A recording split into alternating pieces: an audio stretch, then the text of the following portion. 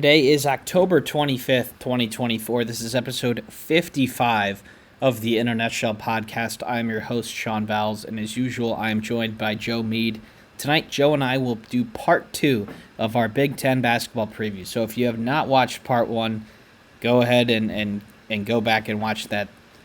We posted that yesterday at this point, and we went through the first 9 teams there. And today, we are going to just take off from Ohio State, which is the team that we left off on. So, Joe, let's bring up all of the stats from the other episode. You see the power rankings there where we've got 9. The first 9 teams we talked about last time on there.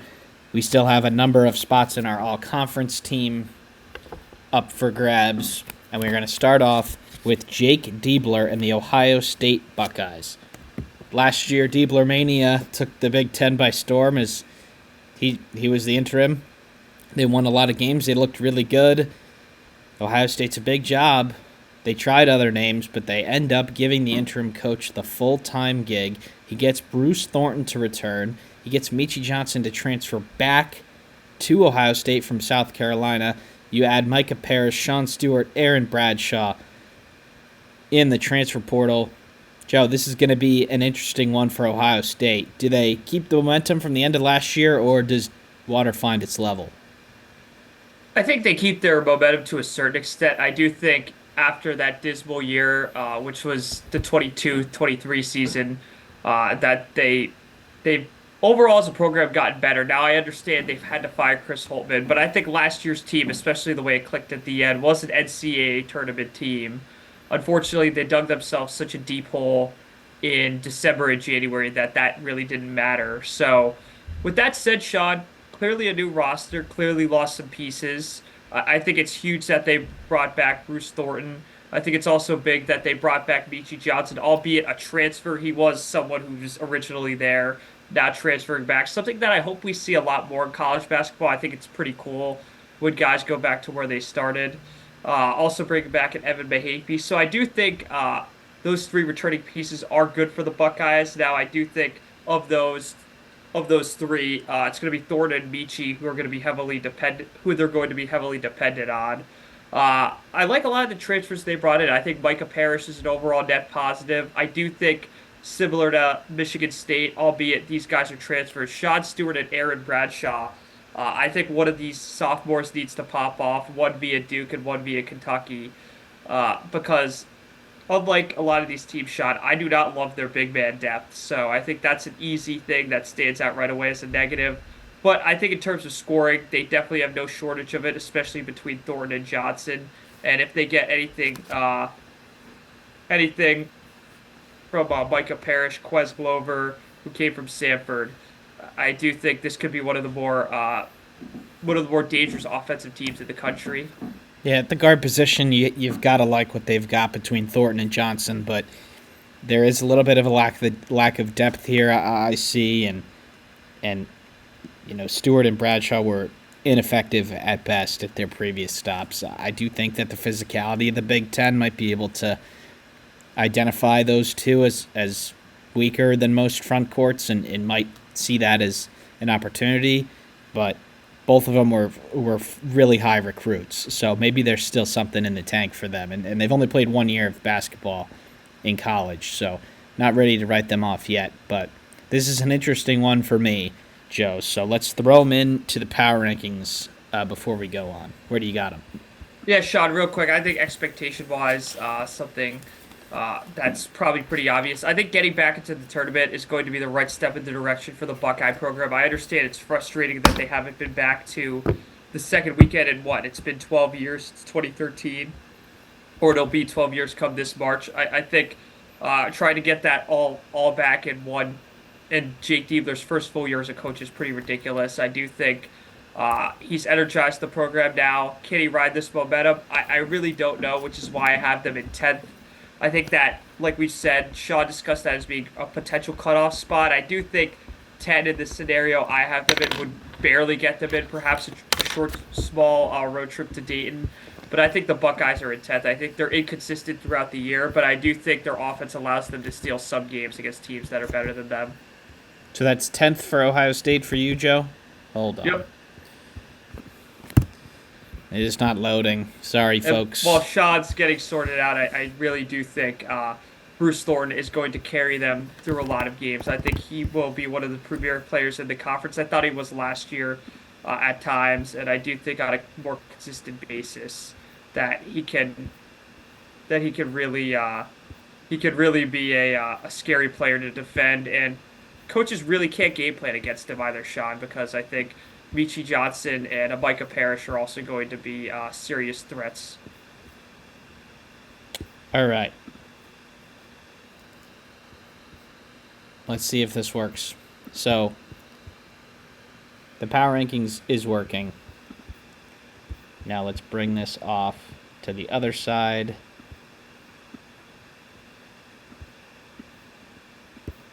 Okay, and then let's go back to here.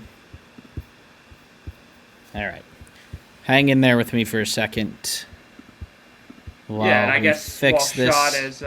Sean's fixing it, I'm not going to make him fill All right, it we got all it. We in. got it. We got Oh, it. you got it? Yep. Perfect. All right. So Ohio State goes to 10th for you, Joe, and they will go just one spot below that for me in 11th. I do think that they are going to find themselves near the bubble at some point this year, and I think I'm leaning no that they don't make the tournament at this point. I just think there's too many other good teams in this conference that are probably better than them, but they do have the guard firepower to steal some basketball games, and they are good enough to make the tournament. I just don't think they will. So up next is the Oregon Ducks. And Sean, before we go to the Ducks, I think it's worth mentioning I will put Bruce Thornton on my first team. Sorry about that. Forgot about Bruce Thornton there. That's interesting. I do not have any Ohio State players on here. I think Thornton might get a bunch of numbers, but I decided to leave him off.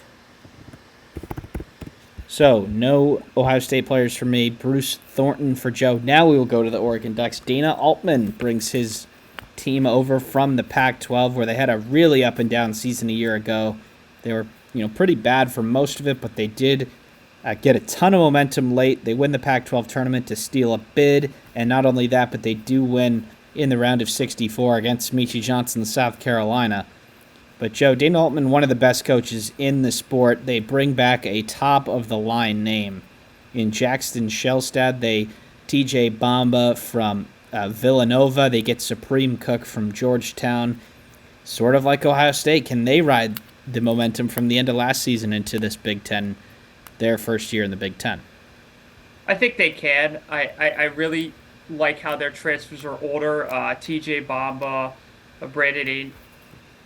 Brandon Angel, and I really do think Dana Altman's going to prove, similar to how Dan Lanning, albeit not to the degree of Dan Lanning, that he is a premier coach in the sport that will transcend whether it's the Pac-12 or the Big Ten. Based on that alone, I think the fact a lot of teams haven't seen Oregon, I think very few Big Ten teams have seen them on a consistent basis. That in and of itself, when they go to Eugene, is going to be a huge issue. I really think the experience of this team is going to help it in a lot of cases, especially in these gritty, close games that they're going to find themselves in, particularly against a team like a Rutgers or a Northwestern. I do think that bodes well in their favor. Sean, what are your thoughts on the Ducks? I think they're gonna cause some problems for some teams, and I do think that they are good enough. They have like Altman. When you think about it, Joe, he might be like he might have the second or third best resume as a coach in this league.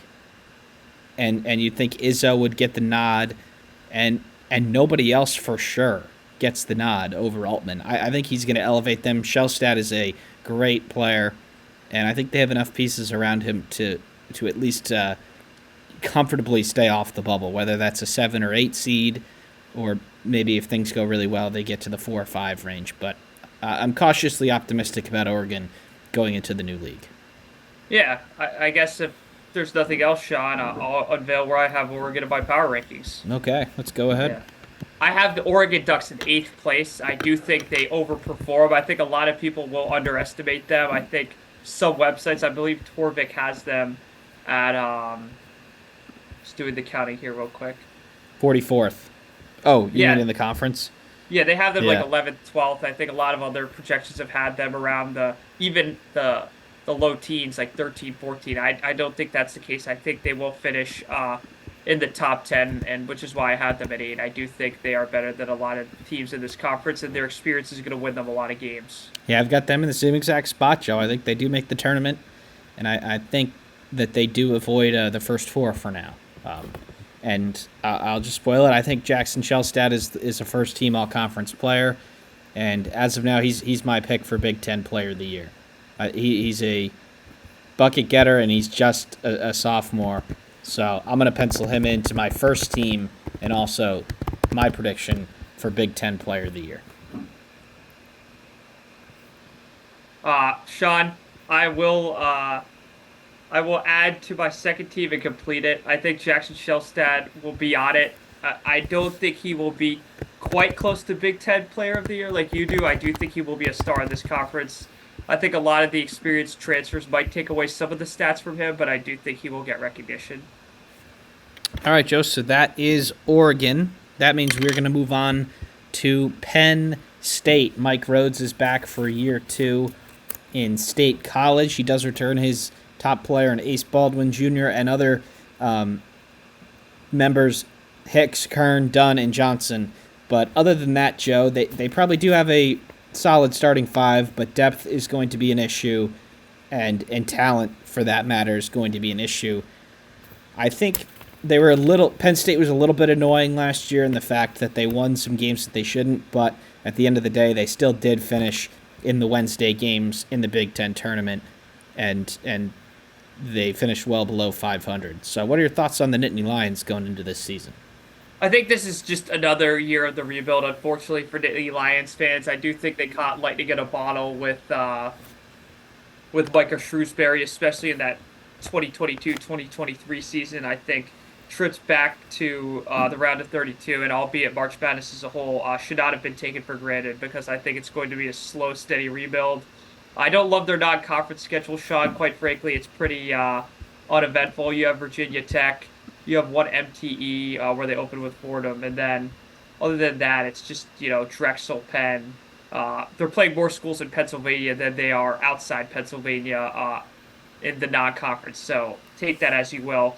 Sean, I think Ace Baldwin's one of the best players in this conference. I think he will be all over first and second uh, for all Big Ten first teams and second teams. But outside of the starting 5, they're going to have some huge problems. And I do think, although they'll steal a few games at home like any Big Ten team, I don't think they're going to win many away games. And I frankly don't think they'll win any away games. I'll make that bold proclamation right now. Yeah, I think it could be a tough year. We talked about it last year. Maybe like Mike Rhodes, his sort of play style wasn't very similar to any of the other Big Ten teams, and they might be able to win some games that way. Well, most teams have seen them twice.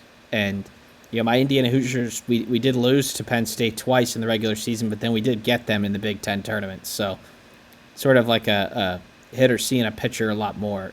Eventually, I do think they are going to get figured out. And Joe, that means for me, I've actually got them in the bottom of the conference. I agree. I think they do go for on the road, and I do think they'll come in last.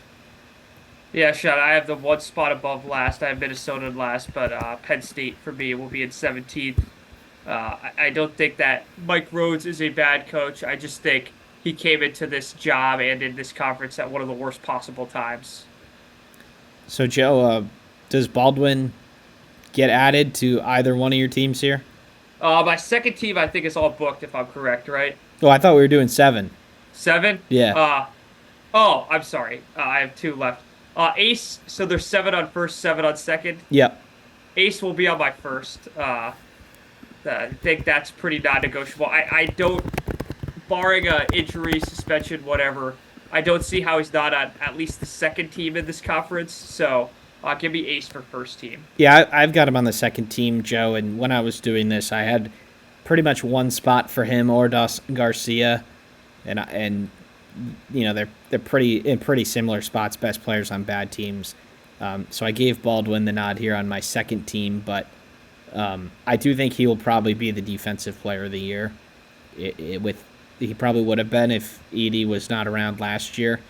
He's really he can put anybody really any guard that he wants out take him out of the game, and that is an impressive part of his game, and he's played a ton of college basketball. I did have to double and triple check that he was actually still on this roster because he's been around for a while. But yes, he is playing, and he still has one more year of eligibility. So, Joe, that is Penn State. Up next, we have got Purdue. Matt Painter comes back after finally getting over the hump in March. They did make it to the national championship game, but the big fella Zach Edey is now playing for the Memphis Grizzlies in the NBA. But they do return the only first team all-conference player from last year, and that's Braden Smith. But, Joe, the main question for me for Purdue is who is going to be option 2 and option 3, because there's certainly some options, but somebody's got to step up. I do think it's going to have to be Fletcher Lawyer. I really am a big fan of his, and it's not just because he's from Clarkston, Michigan. I think it's because he can shoot the lights out, and I think this whole offseason they've catered toward him and Trey Kaufman-Renn into really having more of a role in the offense because they have no choice. So with that, Sean, Purdue, I think they will have a far worse record than they had last year. That's not really going out on much of a limb. But I do think their experience, similar to Oregon's, but even more so the case for Purdue, is going to win them a ton of games, probably that they don't play all that well in. So, Sean, what's your takeaways for Purdue before I give you my ranking? I think there's a couple of questions that need to be answered, like what position is Trey Kaufman-Renn play? Is he their starting 5? I think that's probably better for his game. He was, obviously forced into the 4 last year. Does Daniel Jacobson start at the 5? They're a freshman who's not quite ready by all reports. And then whether Lawyer, Heidi, or Colvin can step up and be number 2, because Braden Smith is a good player and preseason Big Ten Player of the Year, but he's not as good as Zach Edey, and he won't be able to have 25 a night sort of thing. He might be able to have 18, 19, and he will be able to win them a lot of games, but for them to not just stay at the level that they were at, because I think that's asking too much, but for them to stay sort of in the protected seed range, somebody else is going to have to step up. So I have Braden on my first team, and other than that, I don't have anybody else from Purdue. And if someone else steps up and someone else makes an all-conference team, that's good news for Purdue. But, Joe, where do you have Purdue in the power rankings before we move on? Yeah, Sean, I have Purdue in 3rd place. I think that's going to stun a lot of people, but I don't think that's such a bad year for Purdue. I think finishing top 6 in this conference for any team is going to be a noteworthy year. And I do think Purdue's going to clearly be a lot worse than they were last year, but that's not going to be a massive drop-off. I do think they're going to lose some games. I do think their non-conference is a good test. They do play Alabama on Marquette, even at NC State on a neutral. So I think there's opportunities there, even Texas A&M, Auburn. They're going to be battle-tested. I just don't know how nice that record in conference is going to be, because Purdue, if they didn't have a target on their back before, it's as big as it's ever been, at least in my lifetime. Yeah, I have them in 3rd as well. That's still going to be a very good finish. If they get a top 4 seed and make the Sweet 16 again, I think that's a really good season. Now, it is a little bit of a step down, but that's kind of inevitable when you're losing the back-to-back National Player of the Year. So, Joe, I've got Braden on my first team. I'm assuming you do also. I do. I don't think it's up for much of a discussion. I think a lot of people are going to debate whether he's going to be Big Ten Player of the Year or not. So we're going to let all those podcasts do the endless, pointless talk at this point of the season, and we'll move on probably after this. All right, so that's it for Purdue, and we are moving on to the Rutgers Scarlet Knights. Perhaps the biggest, sort of the biggest hype around any of the teams in this league is from Piscataway, New Jersey. Steve Peichel is back after what ended up being a pretty disappointing season for the Scarlet Knights. They bring in the 2nd and 3rd ranked recruits in the class, other than Cooper Flagg to Duke. They get the 2 best, Dylan Harper and Ace Bailey Jr., and the defense is expected to be elite again. They do bring in Tyson Acuff from Eastern Michigan also, who averaged something like 22 points a game. They do bring back Jeremiah Williams. But, Joe, hype could not be higher for Rutgers than it is right now. Even bringing in Zach Martini from Princeton, a squad did not go to, but our friend Fernando did, so that's good enough for me. But Rutgers, I think this is as talented a team as they've had. Now, I don't think mixing the talent and experience, it's the best team they've had, believe it or not. I think they've had better teams, but I think the ceiling for this team is certainly a lot higher. And I think with a team with this high a ceiling, I think Steve Peichel will get them pretty close. It might not be the entire season. It might not even be until the late winter into February. But I think eventually they'll reach it. I think the defense, as it has, and even in their worst years, is going to keep them in a lot of games. And I do think one of these guys, Bailey and one of Ace Bailey or Dylan Harper, even a Tyson Acuff, I think having guys that can score the ball like that is going to win them a lot of games, especially when their offense, and let's face it, Sean, let's call a spade a spade. Their offense has lost them far too many games when their defense has, let's face it, their defense has. It's lost them all the games that they've lost because their defense is elite. Yeah, exactly, Sean. So, before I give the power rankings, I want your spin on this Rutgers team. Now, a lot of people are kind of sounding the alarm over their scrimmage loss against St. John's, but Joe, that was very much a let's get everybody in there. And the thing that I noticed is that the offense actually looked like pretty clean and good at getting open shots. And the defense didn't, but a lot of different rotations. And I don't have one worry one bit about them giving up 91 to St. John's. It was a scrimmage. They haven't played. Their defense will be fine. Their offense looked all right. And that's really all we've been asking for them for years is, get even their good teams were still in the 70s and 80s in offense. They were outside the top 100 last year. It doesn't seem like a whole lot has to happen for Bailey and Harper to score, and I think they can get their offense into the top 50. Their defense will be top 10, and I think it's going to be a good year for Rutgers. I really do, and their arena is as hard as any to play in, as we've both been painfully made aware over the years, but Joe, I've got Rutgers in 7th, but I still think that's a good season. That is probably still a top 25 team and a spot in the NCAA tournament. Sean, I have Rutgers one spot higher in 6th place. I think that's definitively in the NCAA tournament. I think by February, they're going to be the toughest out in the conference, and I really mean that. I think between a Purdue, a UCLA, Indiana, who we've talked about, I don't think teams are going to want to play Rutgers in February, especially after President's Day weekend. I think they will be one of the toughest matchups in the NCAA tournament from the Big Ten. So 6th and 7th place, I don't think, and I don't want to speak for Sean, but I'm sure he thinks the same thing, is no indication of the kind of team Rutgers can be at the end of the year. Yeah, I think they'll be a top 25 team. They are 25th right now. And I do think they're, like you, I think they're clearly off the bubble. Whether that's a 7 or 8 seed even, they'll get enough big wins to be fine. They'll be wearing their home jerseys in the round of 64. I really have no doubt there. But, Joe, one thing that other people have been talking about is their schedule a little bit. I do get it with 2 freshmen and a very new team in there. You do have some cupcakes early on, but you have a Notre Dame, a Bama, and a Houston all kind of in a row on a neutral. And then, other than that's a tough 3-game set for Rutgers. That might tell us a lot about where they're going to be seeded in the tournament.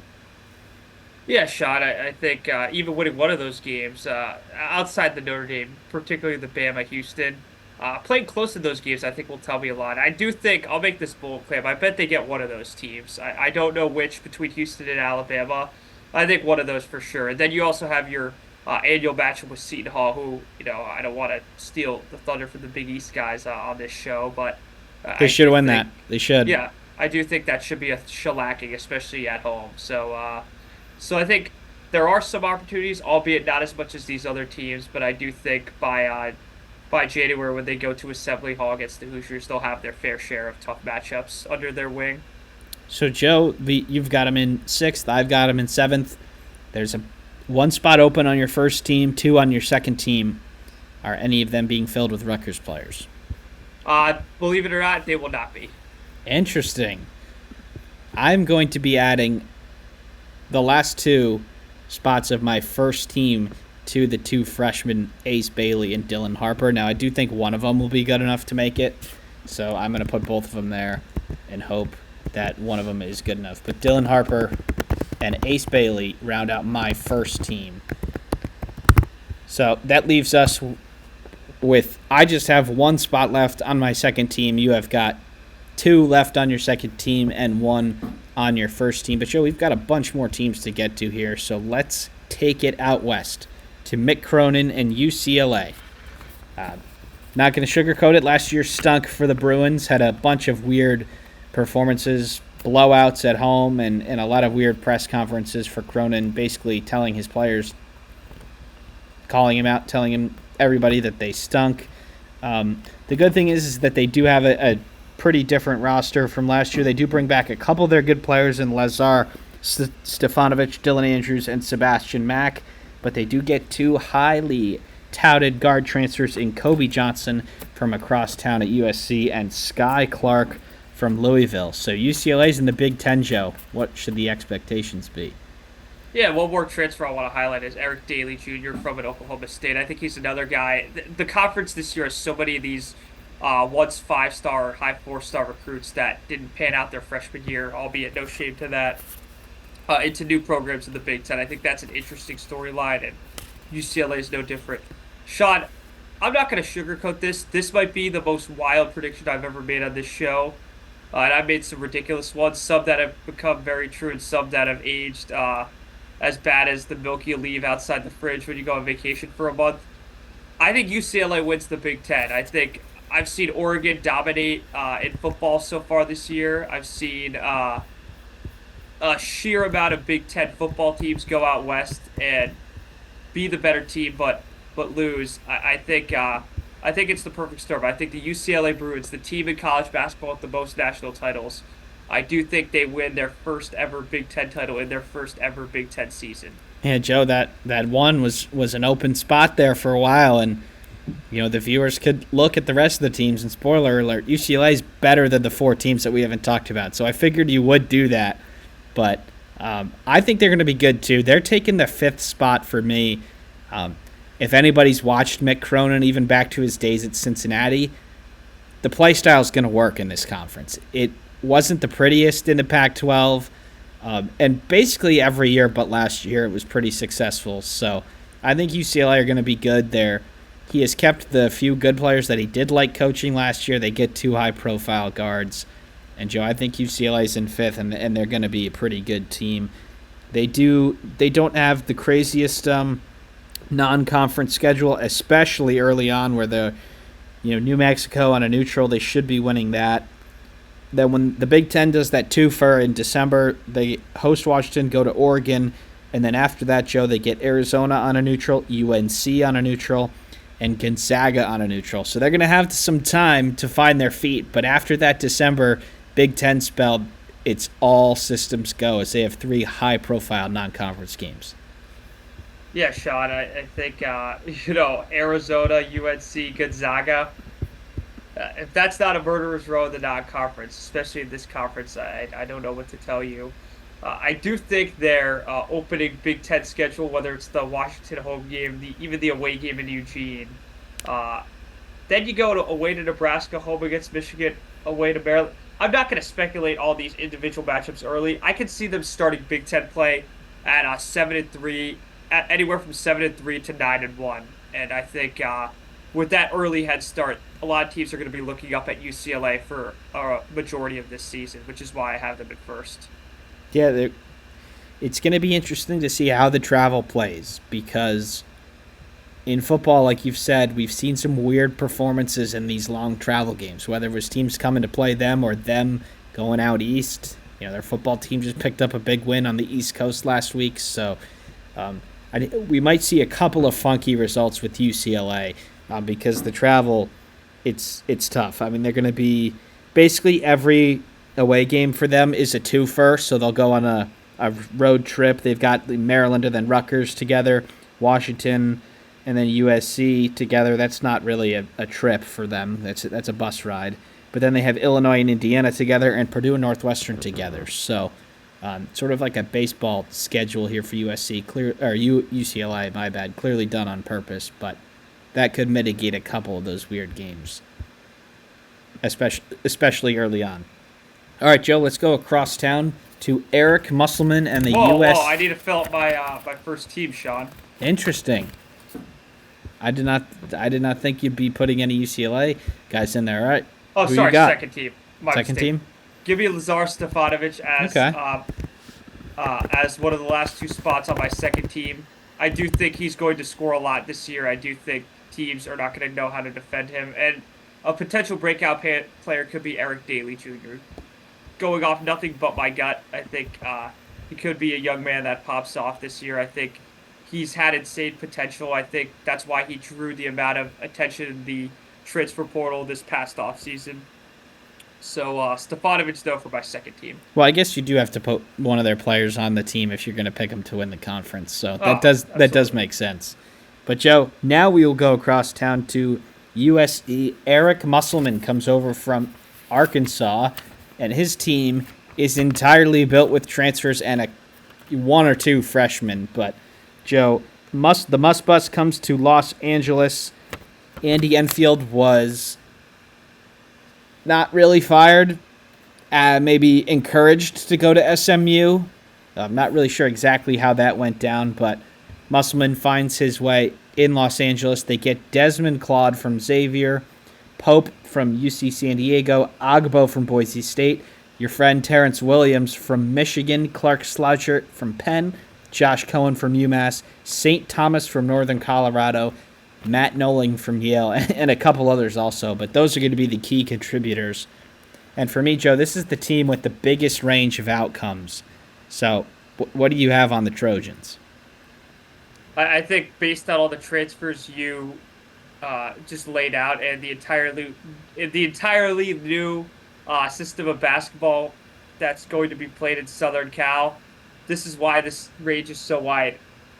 With all those factors considered, Sean, one thing Eric Musselman has done, whether it's been at Nevada, whether it's been at Arkansas, especially in most of his time there, I'm not going to really judge him on his worst year, which was also his last year there.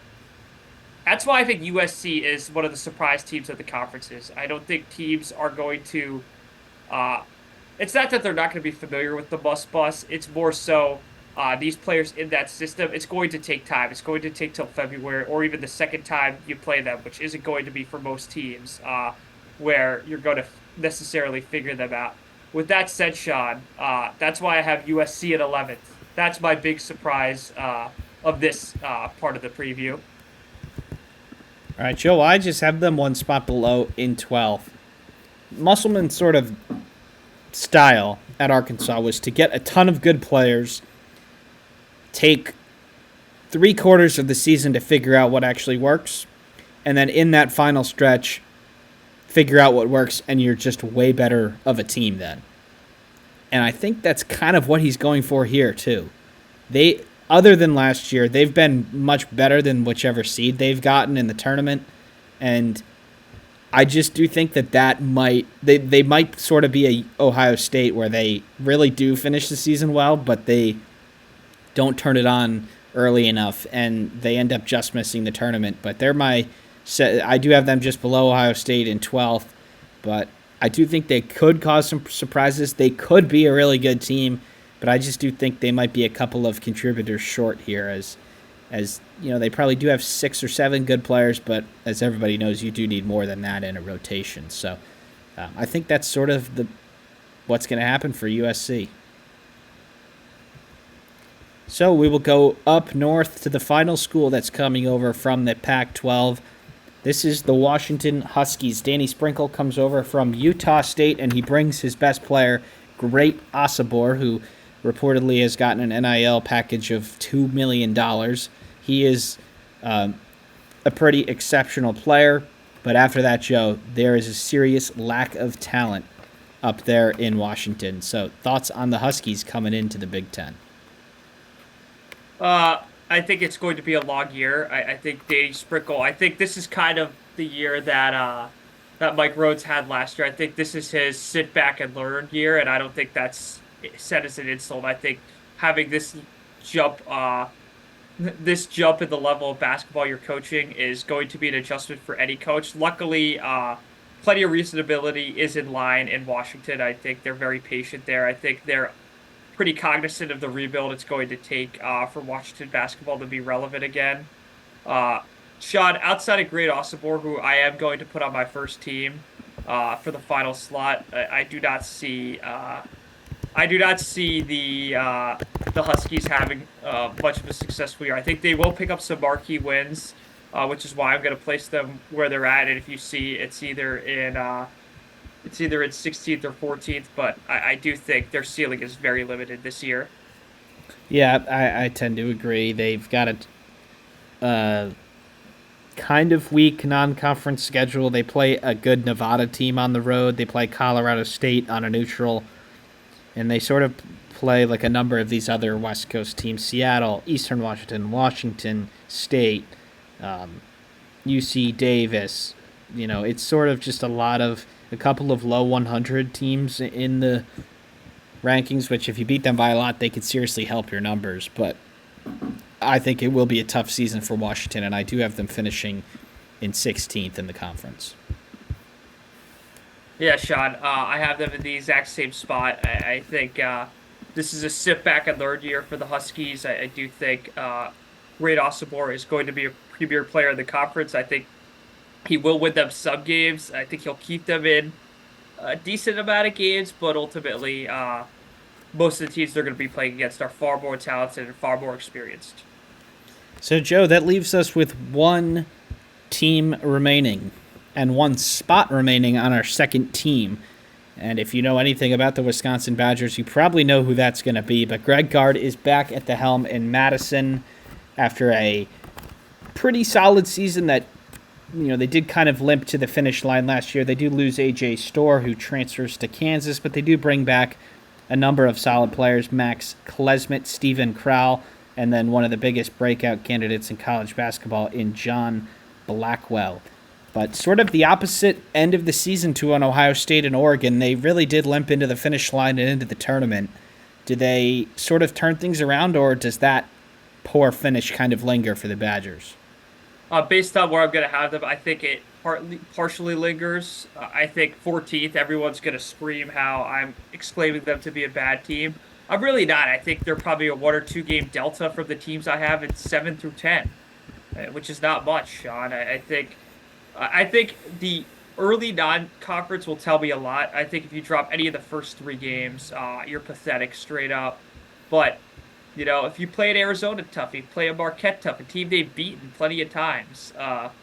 If you dominate teams like Butler, you dominate teams like a UCF, I think you're going to be taken a lot more seriously, at least by me and probably my other co-host on this podcast. So I think there's potential there. I do think the addition of Taji will help. I think they're going to need one of the freshmen to contribute, something that Greg Gard's gotten actually in the past few years. He's gotten random freshmen, even a Connor Seachin who's out of the program, to contribute at times. So Klesmit and Crowd, if any of those guys get hurt at any point, I think Wisconsin is in huge, the most amount of trouble you could expect. I do think John Blackwell is actually going to be the third musketeer in that to that duo. I really think was really good last year. I think in an expanded role, he will grow a lot. I don't think he'll be the star player people expect him to be, at least not this year, but I do think he's going to contribute in a major way. So that's why I have them at 14th shot. I think that's probably outside the tournament. I think that's near the bubble most of the year. And hopefully for them, if they stay healthy, it's more so closer to the bubble than getting further away from it. Yeah, I have them just one spot above in 13th, and I think it's just another one of those Greg Gard teams that's not very good, but they're tough to blow out, and they might pick off a win at the Kohl Center against a team that they're definitely not better than, and they might get embarrassed a couple times on the road when the other team is making shots. But I just think it'll be a year where they miss the tournament, probably by a game or two where they're just kind of on the outside looking in all year, and maybe when they do get that big win, they hop in. And then I do think they will end up on the wrong side of the bubble. And when it's all said and done, they won't even be holding their breath on Selection Sunday. But I do have Blackwell as my last member of the second team, Joe. I do think that he looked really good at the end of last year. And if they want any success this year, it's going to have to come from him. Okay, Sean. I have a different Badger rounding out my second team. I have Stephen Crow. I do think he steps up a lot. I think he sees an expanded role, especially with the loss of AJ Store. I think he's one of the more experienced big men in this conference, and that's going to matter in a lot of games. So I think with that, he'll get second team honors. I do like the Blackwell pick. I think he's another guy that will break out this year, has probably the highest potential to be the out of nowhere candidate. But as of now, Sean, I'm more of a believer in Stephen Crow, the experienced veteran, to get onto that second team. Yeah, he'll definitely put up the numbers, and I think whether Wisconsin gets somebody on there will depend on how good they are. And if Crowell is a 13-9 guy and they're a good team, then yeah, like he's going to get a lot of praise. But if they're sort of 7-13 in the conference, which is probably around where we have them, maybe 8-12, I do think it'll be tough for them to get somebody on there. But that is all 18 teams in the Big Ten.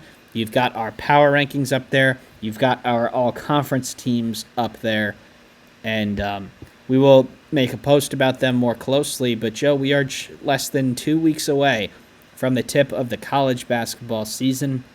Please be sure to tune in to all of our other stuff here on In a Nutshell, or our other conference previews coming for Sports Daily College Basketball. It's all on the same YouTube feed, all on the same Spotify feed. So we're going to keep the content coming. It's going to be a lot of fun, especially if you're watching here on YouTube. Hopefully this display here is easy enough to follow. So thank you, everybody, for tuning in to this episode, and we'll see you next time.